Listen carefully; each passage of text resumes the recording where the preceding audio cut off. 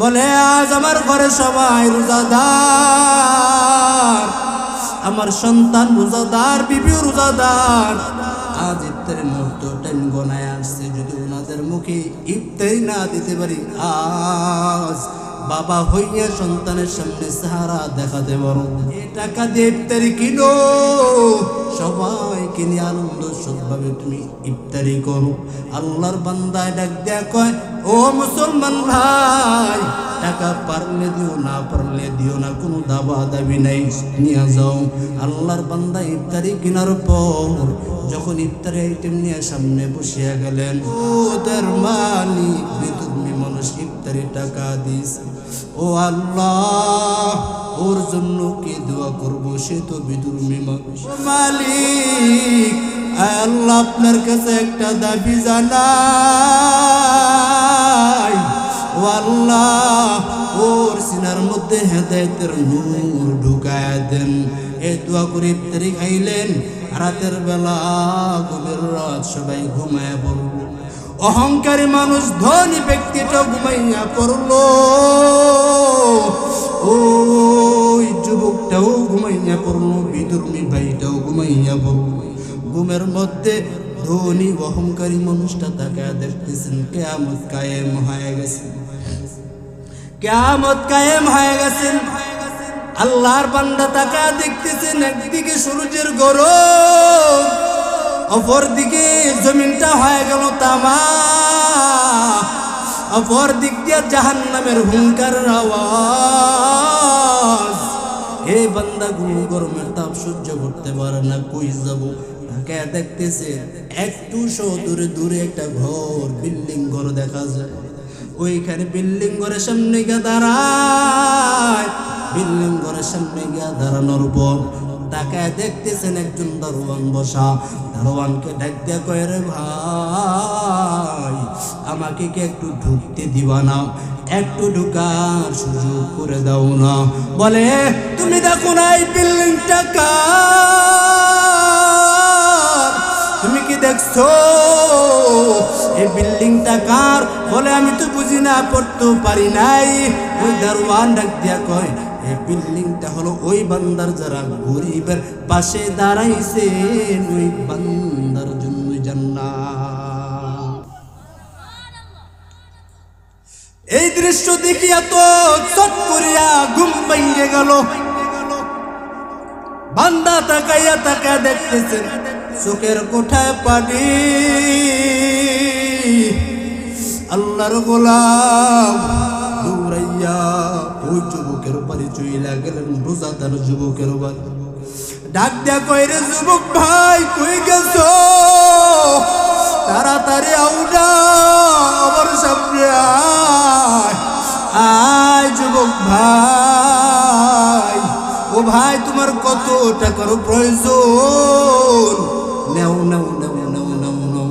যুবক ভাইটা ডাক দেয়া কয়, ও মুসলমান জাতি ভাই আমার, টাকা এখন আর দরকার নাই, গতকাল প্রয়োজন ছিল, এখন আর দরকার নাই। বলে, ইফতারি কেনা তোমার টাকা কে দিয়েছে? বলে, তুমি দাও না, তাতে কি? অপর একজন বিধর্মী ভাই ইফতারি কেনার টাকা দিয়ে দিছে। ওই বিধর্মীর বাড়ি কই? বলে, একটু আমার বাড়ির থেকে খানিকটা একটু দূরেই। ওই বিধর্মী বাড়ির সামনে গিয়ে হাজির। ওই বিধর্মী বাড়ির সামনে গিয়া বিধর্মীকে ডাক দিলেন। ডাক দিয়া কয়, রে বিধর্মী ভাই, গতকাল যে তুমি এক যুবকের যে ইফতারি কেনা টাকা দিয়েছিল, তুমি কত টাকা দিয়েছো? নাও নেও, আমার পকেট থেকে টাকা দিয়া দিলাম। যুবক বিধর্মী ডাক দিয়া কয়, এ অহংকারী, ওই অহংকারী মুসলমান, তুমি টাকা দাও নাই, তাতে কি? ও বুঝতে পারলাম, গতকাল রাতের বিল্ডিং দেখা বুঝি পাগল হয়ে গেছো। আশ্চর্য হয়ে গেলেন, এ বিধর্মী, তুমি তো একটা বিধর্মী, তুমি তো বিধর্মী, তুমি বিল্ডিং দেখলা কেমনে? বিধর্মী ডাক দেয়া কয়, এ অহংকারী মুসলমান, তুমি আমাকে বিদুর্মী বলিও না। গতকাল রাতে তুমিও ঘুমাইছিলা, আমিও ঘুমাইছিলাম। আমার ঘুমের ঘরে আমি তাকাইয়া দেখি রহমতের নবী হাজির। রহমতের নবী আসিয়া কয়, এ বিদুর্মী তোর হাতটা কই? তোর হাতটা আমার রহমতের নবীর সাথে একটু লাগাইয়া দাও। কালেমা পড়, কালেমা পড় ও অহংকারী মুসলমান। তুমি আফসোস করিয়া লাভ নাই, বিধর্মীয় বলিও না, কারণ আমি মুসলমান।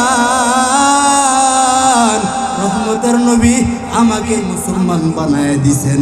আর যে ঘর তুমি দেখা পাগল হয়ে গেছো, ওই ঘর রহমতের নবী দেখ দেখ দেখ দেখ, ওই তোর ঘর আমার আল্লাহ পাক তোর জন্যই বানায় রাখছি। আর কে দারদ খুফে হক দর দিল মাদাম জন্নতুল মাআওয়া দেহত ও রামকম জুজবা হক জি সে মুখাজ ইনজা ফজলে ও আমসতে দরজুম লা জাহা। এ রমজান মাসে রোজা রাখবো তো ইনশাআল্লাহ, রাখবো তো ইনশাআল্লাহ। যদি কেউ অসুস্থের রোগীও থাকেন, মরিয়া গেলে যাব ভাই, আল্লাহর কসম একটা রোজা ভাঙবো। ভাঙবেন বাবা, তুমি রোজা রাখতে পারো না। আর ওপর এক বান্দার কাছে রমজানের রোজা রাখতে রাখতে তার কাছে এমন মনে হয়, আল্লাহ যদি 12টা মাস রোজা রাখার যদি আদেশ দিতেন, 12টা মাস রোজা রাখতাম। ভুলবো না, ভোলা যায় নাকি মাহে রমজানের স্মৃতি? ভুলবো না, ভোলা যায় নাকি মাহে রমজানের স্মৃতি? এ মাসের কত ফজিলত, এ মাসের কত ফজিলত জানো কি মুসলিম জাতি? ভুলবো না, ভোলা যায় নাকি মাহে রমজানের স্মৃতি? আল্লাহর সেই পবিত্র কালাম মহাগ্রন্থ আল কোরআন, কি মহিমা এ মাসে হয়েছে তার আগমন, যার কারণে এত সম্মান দিয়েছেন প্রভু রহমান। রহমত বরকত না জাতের মাস, জালাম আমলের বাতি। ভুলবো না, ভোলা যায় নাকি মাহে রমজানের স্মৃতি? কত কষ্ট করেছিলেন ইয়াতিম নবী এই রমজানের, ইবাদতে রাত কাটিয়ে দিতেন, কি হবে উম্মত বিনে? আমরা তো সেই নবীর উম্মত, কেমনে দাও তার সিনাতে আঘাত? মরণের ভয় নাই কি তোমার? কি হবে যে শেষের গতি? ভুলবো না, ভোলা যায় নাকি মাহে রমজানের স্মৃতি? ভুলবো না, ভোলা যায়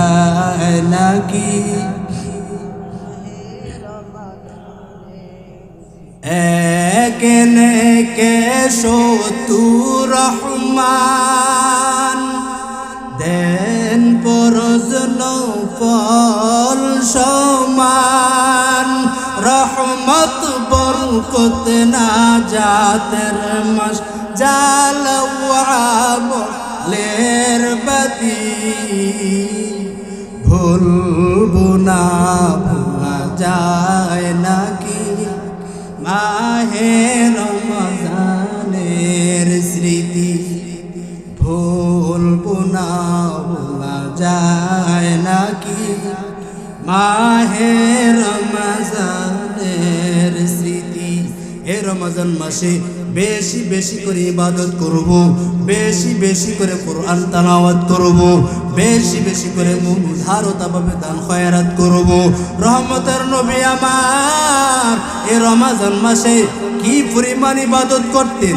আম্মা জান আয়েশা বলেন, মায়ার নবীকে আমি দেখতাম, রমজান মাসে দেখতাম মায়ার নবী আল্লাহর সান্নিধ্যে দাঁড়াইয়া থাকতেন। আর এতটা দীর্ঘায়িত নামাজ, এতটাই যে লম্বা নামাজ আদায় করতেন, ওনার পা মুবারক পর্যন্ত ফুলে যেত। রহমতের নবী রমজান মাসটা কাটাইতো ইবাদতের দ্বারা, আর তুমি কাটাও গুনাহের দ্বারা। রহমতের নবী রমজান কাটাইছেন শুধু কোরআন তেলাওয়াতের মাধ্যমে, তুমি কাটাও কি নিয়া? খেলা নিয়া। ও বাবা, রহমতের নবীর উম্মত হইছি, কিন্তু আদর্শ নবীর মতন হতে পারি নাই। আমরা তো উম্মত হইলাম, কিন্তু নবীজির পাগল পারা আশেক হতে পারি নাই। ওই নবীজির পাগল পারা আশেক হতে রাজি আছি তো ইনশাআল্লাহ। ও আল্লাহ গো, এ রমজান মাসে আপনার আল্লাহ আপনার ওলি না বানাইয়া কাউকে বিদায় দিয়েন না। এ রমজান মাসে এইখানে বহু আছেন, অধিকাংশ লোকই আছেন কোরআন তেলাওয়াত করতে পারেন না। কোরআন আপনাদের জন্য একটা টিপস দেয়া যায়, আপনি যদি কোরআন তেলাওয়াত যদি না করতে পারেন, আল্লাহর কালাম সুন্দরভাবে ওযু বানাবেন। ওযু বানাইয়া আমার মালিকের কালাম হাতের মধ্যে নিয়ে নিবেন। হাতের মধ্যে নিয়া প্রতিটা লাইন লাইন শাহাদাতের আঙ্গুলের দ্বারা ঘুরে ঘুরে ঘুরে ঘুরে আঙ্গুল নিয়া নিয়া নিয়া নিয়া পাতা শেষ করবেন। পাতা শেষ করিয়া যখন কোরআন খতম করে ফেলবেন, আর দুইটা হাত আসমানের দিকে তুলিয়া দিবেন। ও মালিক, তোর কালাম পড়তে পারি নাই, কিন্তু মহাব্বত তো করতে পারছি রে আল্লাহ। হতে পারে এই মহাব্বতের কারণ আল্লাহ পাক আপনার জিন্দেগীর সমস্ত গুনাহ ক্ষমা করে দিবেন। আমাদের ইমামে আজম আবু হানিফা রহমতুল্লাহি আলাইহি এই রমজান মাসে 63 খতম দিয়েছেন। কত খতম? 63 খতম। কেমনে সম্ভব? দিনে এক খতম, রাতে এক খতম, 30 দিনে কত হয়? কত? আর তারাবিতে পড়ছেন 3 খতম। মোট কত? আমাদের ইমাম যদি 63 খতম দিতে পারেন, আমরা কেমন দেওয়া দরকার? আমার নবীজি সারা রাত্র শুধু কোরআন তেলাওয়াতই করতেন, আমাদের কেমন করা দরকার? আল্লাহ পাক আমাদের সবাইকে সহিহ দান করুন, বলেন আমিন।